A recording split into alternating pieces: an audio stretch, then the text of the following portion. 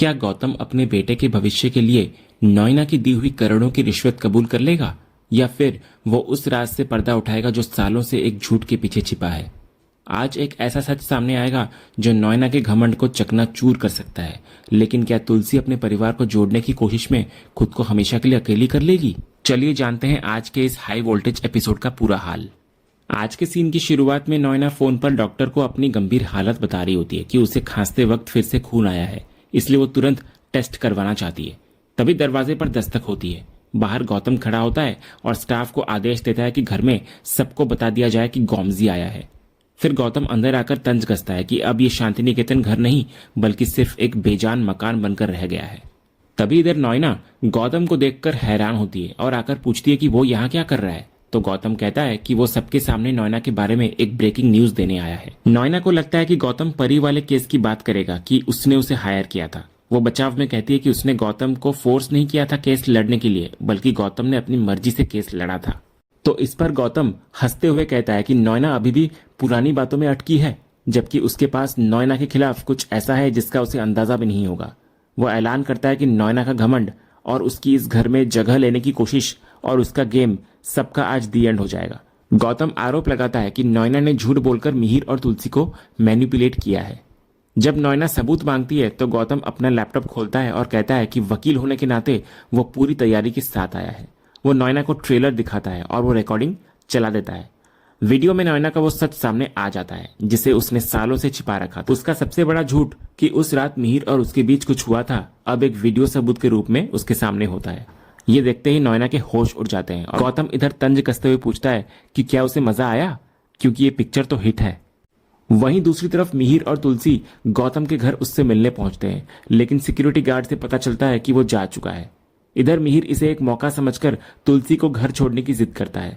वो भावुक होकर कहता है कि एक पति पत्नी के तौर पर आज उनका आखिरी दिन है, इसलिए वो उसे ऐसे अकेले नहीं छोड़ सकता। तो तुलसी शर्त रखती है कि रास्ते में कोई बात नहीं होगी।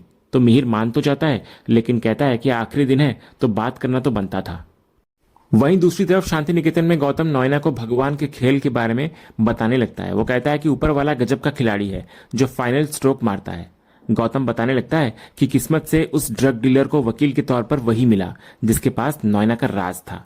फिर जब गौतम पूछता है कि कोई आया क्यों नहीं, तो नॉयना राहत की सांस लेती है और कहती है कि घर पर कोई नहीं है, इसलिए गौतम की कोशिश बेकार है। तभी गौतम हंसते हुए कहता है कि ये नॉयना की किस्मत अच्छी है कि अभी कोई नहीं है, वरना तमाशा तो शुरू हो चुका होता। तभी नॉयना पूछती है कि वो ये सब क्यों कर रहा है जबकि वो अपने परिवार को पसंद ही नहीं करता। तो गौतम का गुस्सा फूट पड़ता है। वो चिल्लाकर कहता है कि भले ही उसे वे पसंद ना हो, लेकिन वे उसके माता पिता हैं।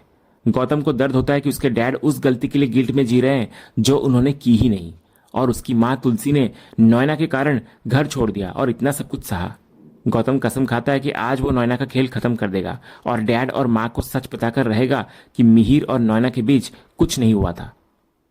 इधर एक बेटा जो अपने परिवार से नफरत करने का दावा करता था, आज उसी परिवार के सम्मान और सच के लिए लड़ रहा है। गौतम का ये रूप साबित करता है कि खून के रिश्ते कभी पूरी तरह खत्म नहीं होते। इसके बाद नॉयना गौतम को उसके माता पिता के खिलाफ भड़काती है। वो पूछती है कि माँ डैड ने उसे आज तक एक फूटी कौड़ी भी दी है? कभी करण की तरह उसे दिन में 10 बार फोन किया या उसका और उसके बच्चे का हाल पूछा? फिर नॉयना तुलसी पर तीखा वार करती है। वो कहती है कि तुलसी को घर के नौकरों, मुन्नी, बृंदा, इन सब की तकलीफ तो दिखती है, लेकिन अपने सगे बेटे गौतम और पोते नकुल की कोई चिंता नहीं है उसे। नॉयना कहती है कि तुलसी अपने आंगन के पौधे को भी पानी देकर जिंदा रखती थी, लेकिन अपने बेटे को सालों तक बिना पूछे छोड़ दिया। वो गौतम को याद दिलाती है कि पैसों की तंगी की वजह से ही उसका बेटा नकुल उससे बात नहीं करता और उसका सपना टूट गया। फिर नॉयना अपनी सफाई देती है कि उसने जो भी कुछ किया अपने प्यार के लिए किया। वो गौतम को एक वकील के नजरिए से सोचने को कहती है जिसने पैसों के लिए गलत केस भी लड़े हैं। फिर नॉयना गौतम के सामने एक बहुत बड़ा प्रस्ताव रखती है। वो कहती है कि उसकी जिंदगी बर्बाद करने से अच्छा है कि गौतम अपनी जिंदगी संवारे। नॉयना वादा करती है कि वो गौतम को मुंह मांगे पैसे देगी, उसके बेटे नकुल को विदेश भेजेगी और उसका 40 करोड़ का भारी भरकम लोन भी चुका देगी। नॉयना तर्क देती है कि सच सामने लाने से गौतम का परिवार वापस नहीं आएगा, लेकिन पैसों से शायद उसकी खुशियां लौट आए। फिर वो गौतम को फैसला लेने के लिए कहती है कि सच या पैसा, इनमें से कौन सा वो चुनेगा।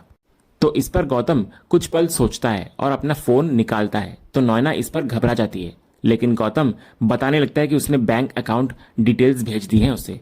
नॉयना ये सुनकर खुश होती है कि उसका काम बन गया। फिर गौतम पेन ड्राइव निकालकर नोएना को सौंप देता है और कहता है कि अब उसे इसकी जरूरत नहीं है। वो नोएना को पैसे ट्रांसफर करने की चेतावनी देकर वहां से निकल जाता है। इधर एक बार फिर पैसों और मजबूरी के आगे सच हार गया। गौतम ने अपने परिवार के सम्मान की जगह अपनी जरूरतों को चुना, लेकिन क्या यह सौदा उसे वो सुकून दे पाएगा जिसकी उसे तलाश है? इसके बाद नोएना गौतम से मिली पेन ड्राइव को एक गमले से तोड़कर पूरी तरह नष्ट कर देती है। वो कसम खाती है कि इस जन्म में मिहिर को यह सच कभी पता नहीं लगने देगी। वो फिर सबूत को उसी गमले के मिट्टी में दबाकर वो राहत की सांस लेती है, ये सोचकर कि उसका राज अब हमेशा के लिए दफन हो गया है। वहीं दूसरी तरफ हम परी और अजय को देखते हैं, जहां दोनों रेस्टोरेंट में बैठे होते हैं। इधर परी अजय को मनाने की कोशिश करती है कि वो अनंतिका के बारे में सोचे, क्योंकि अनंतिका उसको पसंद करती है और उसके बेटे सनी को भी एक माँ की जरूरत है। तभी अजय समझ जाता है कि परी उन्हें मिलवाने की कोशिश कर रही थी। वो परी को फिर एक चौंकाने वाला सच बताता है कि उसे अनंतिका के साथ नहीं बल्कि परी के साथ दूसरा मौका चाहिए। अजय कबूल करता है कि उसके दिल में आज भी परी के लिए फीलिंग्स है। तो ये सुनते ही परी हैरान होती हुई नजर आती है और उसे अपने अतीत की गलतियां याद आती है। उसे डर होता है कि अजय का परिवार उसे कभी स्वीकार नहीं करेगा। वो कहती है कि उसके अंदर अब कोई रिश्ता संभालने की हिम्मत नहीं बची। इतना बोलकर परी वहां से चली जाती है, लेकिन अजय हार नहीं मानता। वो खुद से वादा करता है कि वो परी का इंतजार करेगा, चाहे जितना भी वक्त लगे, क्योंकि उसका प्यार सच्चा है। अगले सीन में तुलसी अंगद को समझाने की कोशिश करती है कि उसको शांति निकेतन लौट जाना चाहिए, लेकिन अंगद जिद पर अड़ा होता है कि वो तुलसी को छोड़कर कहीं नहीं जाएगा, खासकर अब जब उसका तलाक होने वाला है। वृंदा भी इधर अपने पति का साथ देती हुई नजर आती है, लेकिन तुलसी उन्हें एक बहुत बड़ी वजह देती है। वो कहती है कि उसको बिल्कुल अच्छा नहीं लगता जब उसकी बहू पानी के लिए झगड़ती है और उसके बच्चे एक छोटे से कमरे में गर्मी में रहते हैं।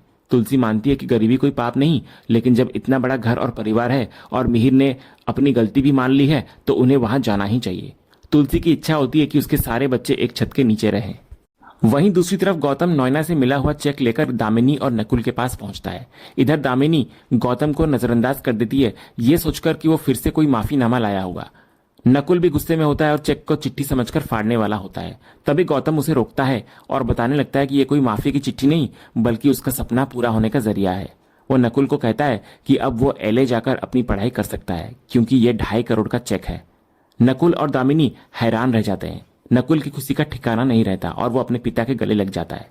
दामिनी का गुस्सा भी पिघल जाता है और वो सालों बाद गौतम के साथ बैठकर चाय पीती है, जिससे उनके रिश्ते में जमी बर्फ पिघलने लगती है। इसके बाद दामिनी नकुल को खुश देखकर राहत महसूस करती है, लेकिन उसे शक भी होता है कि गौतम ने इतने सारे पैसे और लोन का इंतजाम कैसे किया।